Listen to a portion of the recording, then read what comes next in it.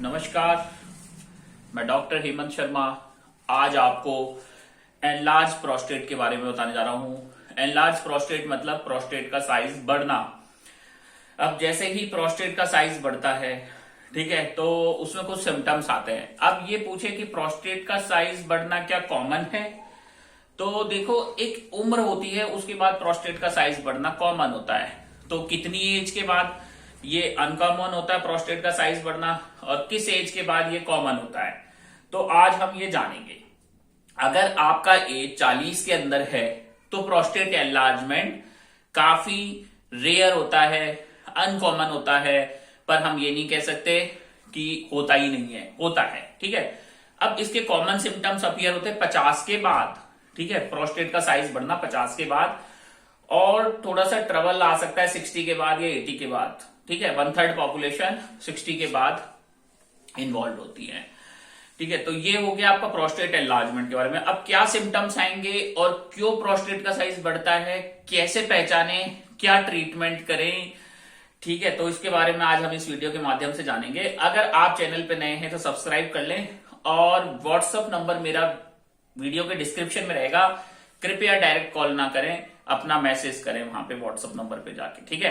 तो स्टार्ट करते हैं। तो प्रोस्टेट साइज बढ़ने से क्या होता है कि आपको हो सकता है रात को कई बार उठना पड़ रहा हो पेशाब जाने के लिए, 3 बार 4 बार, पर ये जरूरी नहीं प्रोस्टेट की वजह से उठना पड़ता, हो सकता है डायबिटीज हो सकता है इन्फेक्शन हो, तो मल्टीपल रीजंस हो सकते हैं, तो कॉज रूल आउट किया जाता है। उसके अलावा यूरिन का बार बार आना, यूरिन लीक हो जाना, कंट्रोल नहीं कर पाना, या फिर यूरिन का रुक जाना, पेशाब का रुक जाना ब्लैडर में, जिससे हाइपोटोनिसिटी ऑफ ब्लैडर हो सकता है।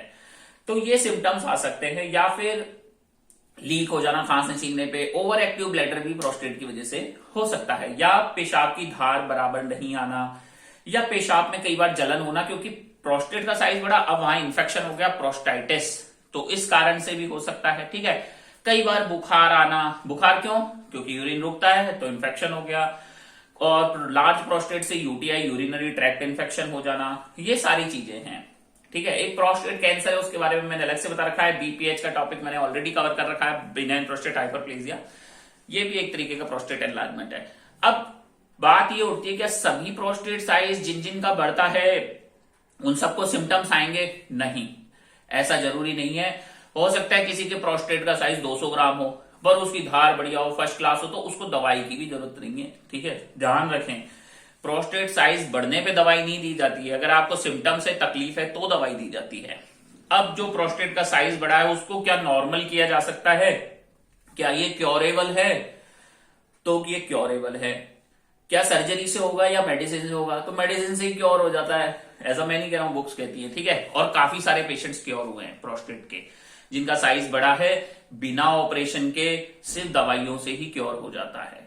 जो सिम्टम्स आ रहे हैं वो क्या दवाई से ठीक हो जाएंगे, ज्यादातर केसेस में ये ठीक हो जाते हैं। और प्रोस्टेट का साइज ठीक हो गया तो वैसे ही ठीक हो जाओगे, समझी लॉजिक वाली बात।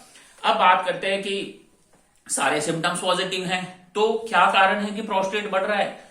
देखो अभी तक किसी को कोई कारण नहीं पता है, हाँ, पर एक कारण मैं कहना चाहूंगा जो बुक्स को मेंशन करना चाहिए, अपडेट करना चाहिए, उम्र, बढ़ती उम्र एक कारण है प्रोस्टेट का साइज बढ़ने का, ठीक है, ये एक कारण है।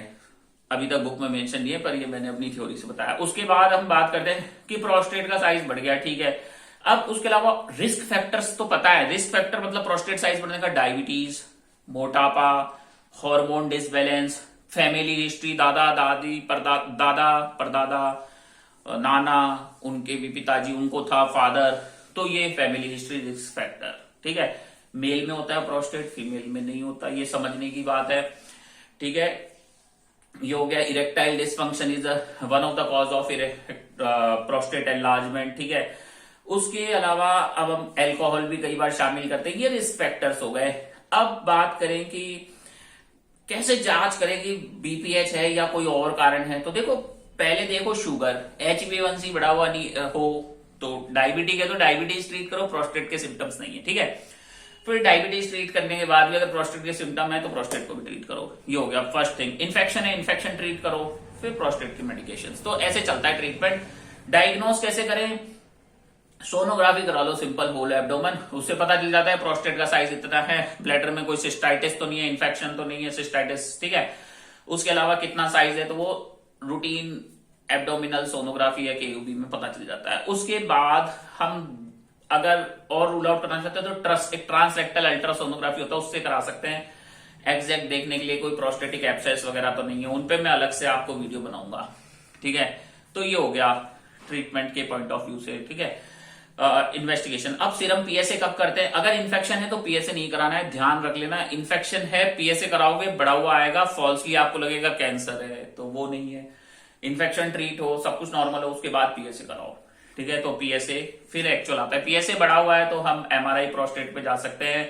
एमआरआई प्रोस्टेट कैंसर के लिए पॉजिटिव है तो फिर ट्रस्ट गाइडेड बायोप्सी होती है 12 कोर की, उसमें देखेंगे कैंसर आ रहा है नहीं आ रहा है, फिर उसके बाद का फर्दर ट्रीटमेंट अलग है, वो अलग चीजें है। इसके अलावा हम सीरम क्रिएटिनिन किडनी फंक्शन देखेंगे कि भाई किडनी का फंक्शन तो डिस्टर्ब नहीं हो गया। उसके अलावा यूरोफ्लोमेट्री, पेशाब की धार की जांच करके देखेंगे। यूरिन लंबे समय से रुकता है या बार बार आता है तो कई बार यूडीएस यूरोडायनेमिक स्टडी भी करके देख सकते हैं। तो ये सारे हो गए। उसके अलावा सीबीसी वगैरह तो आपको करके देखना ही देखना है। हार्मोन लेवल देख सकते हो, थायराइड हार्मोन देखो, ठीक है, सीरम प्रोलैक्टिन देख लो, टेस्टोस्टेरोन देख लो। तो ये सब कुछ हार्मोन्स हैं जो रोल प्ले करते हैं। अब बात करते हैं ट्रीटमेंट की। ट्रीटमेंट में देखो exercise, kegels exercise, lifestyle, diet, इसको भूल गए तो फिर दवाई कुछ काम नहीं करेगी। उसके अलावा अब जैसे धार कमजोर है तो उसके लिए अल्फा ब्लॉकर्स जैसे सिल्डूसिन, एल्फुजोसिन, डॉक्साजोसिन, प्राजोसिन, कई ऐसी दवाइयां आती है अल्फा ब्लॉकर जो ठीक हो। उसके अलावा जो प्रोस्टेट साइज एनलार्ज होता है उसमें कुछ दवाइयों का भी रोल है। फॉर एग्जांपल एंटीकोलिनर्जिक नाम की दवाइयां आती है, ड्रग्स, उसमें बहुत सारी दवाइयां हैं, ठीक है, वो आप देख लेना। सॉलिटेन वगैरह आता है, सॉलिफेनासिन है, एंटीकोलिनर्जिक स्कोपोलामीन है। अगर वो दवाई खाते हो तो रिस्क फैक्टर है प्रोस्टेट का साइज बढ़ने का।